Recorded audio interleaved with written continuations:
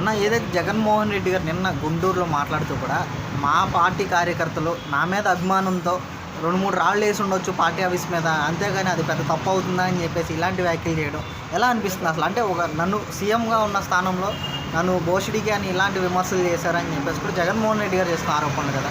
So ఆయన చేసిన వ్యాఖ్యలు ఒక సమర్థించడం, పార్టీ ఆఫీస్ మీద దాడులు కూడా ఆయన సమర్థిస్తున్న పరిస్థితి చూస్తున్నాము.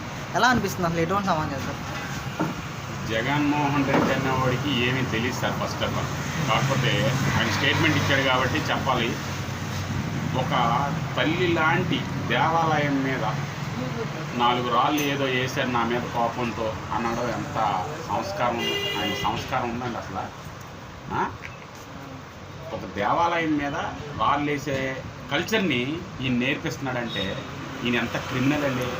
రాబోయే తరానికి అదేనా నేర్పిస్తారు? అసలు నీకు పూర్వీకుల గురించి తెలుసా? అసలు పెద్దవాళ్ళని ఎలా గౌరవించుకోవడం తెలుసా? రాజశేఖర రెడ్డి గారు చచ్చిపోగానే కాంగ్రెస్లో 3 మంది పెద్దవాళ్ళు ఈయనకి ఎందుకు దూరం అయ్యారు? ఒక్కరిని కూడా గౌరవించలేదు సార్. 3 మంది పెద్ద నాయకులు ఉన్నారు కాంగ్రెస్లో, ఆ రోజు ఒక్కరిని కూడా గౌరవించలా. ఈయనకి సంస్కారం లేదండి, రాజకీయం రాదండి, మానవత్వం లేదండి. ఈయన్ని ఏదో ప్రజలు ఎన్నుకున్నారు తప్ప ఇప్పుడైతే ఈయన ప్రతి వాక్యం చూసి కూడా ఇలాంటి దరిద్రున్నా మా ఆంధ్రప్రదేశ్కి మేము ముఖ్యమంత్రి చేశాం, ఇలాంటి నాస్తికున్నా మా ఆంధ్రప్రదేశ్కి ముఖ్యమంత్రి చేశాం, ఇలాంటి రాక్షసున్నా మేము ఎన్నుకున్నాం అని సిగ్గుతో చచ్చిపోతున్నారు సార్ ఒక్కొక్కరు. ఎందుకంటే రోజు రోజుకి ఒక పిచ్చోడు కూడా 1 గంటకు సైలెంట్గా ఉంటాడండి. ఈయన అలా కూడా కాదు, దానికి 100 రెట్లు.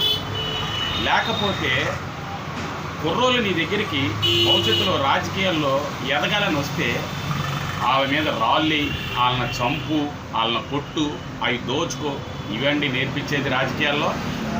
ఏమై అయిపోతారండి పిల్లలంతా? రేపు పొద్దున్న నీతోనే రాజకీయం అంతమైపోవాలనుకున్నారా ఏంటి? మీరు 100 యాసాలు వేసినా ఏమవ్వదు.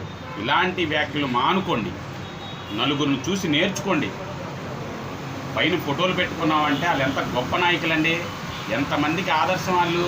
ఈ రోజుకి కూడా ఫోటోలు పెట్టుకొని మేము పూజించుకుంటున్నామంటే వాళ్ళు చేసిన రాజకీయం చాలా నిజాయితీగా ఉండేది.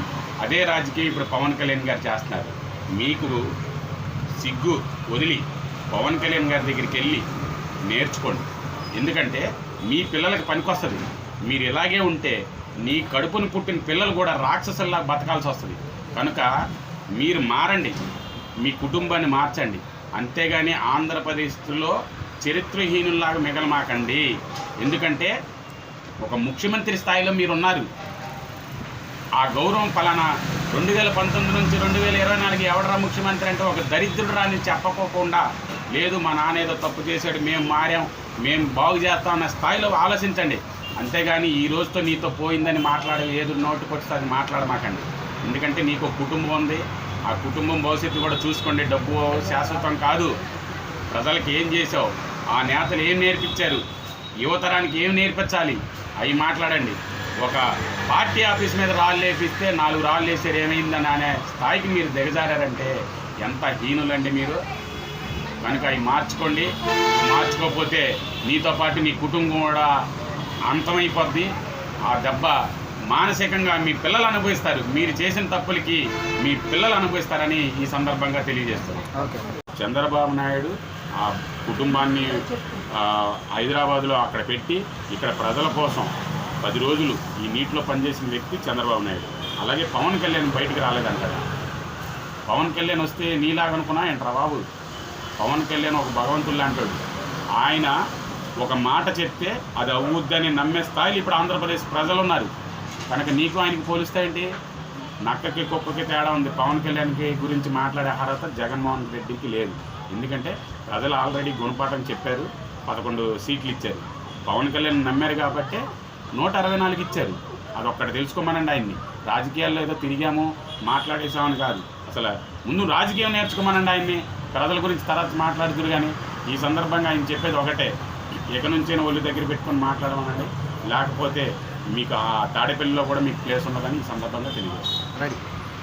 నిన్న కూడా చూడండి, ఆయన ఇంతమంది ఇక్కడ నీటిలో అల్లాడిపోతుంటే నందిగం సురేష్ జైల్లో ఉంటే ఆయన్ని పలకరించడానికి వెళ్ళాడు. సిగ్గుందండి.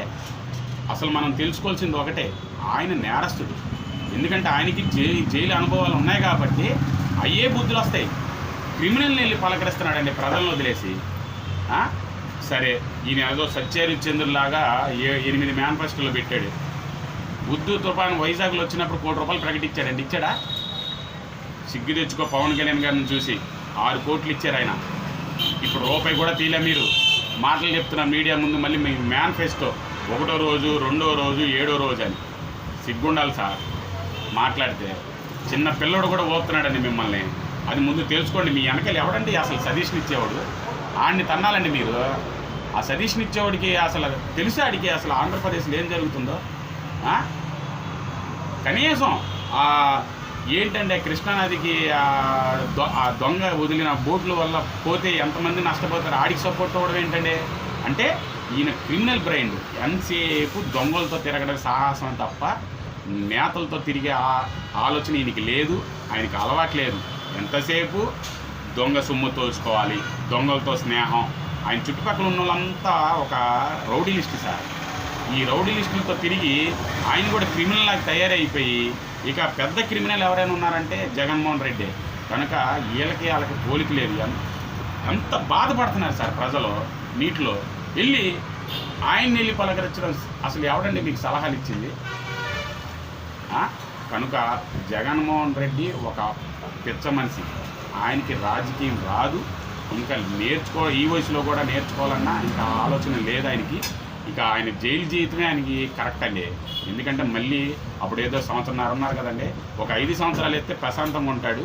మా గవర్నమెంట్తో మాట్లాడి మేము ఆయన్ని కొన్ని రోజులైనా ప్రశాంతంగా బతకనివ్వండి, ప్రజల్లో వద్దండి అని నేను మా గవర్నమెంట్కి సలహా ఇస్తానండి.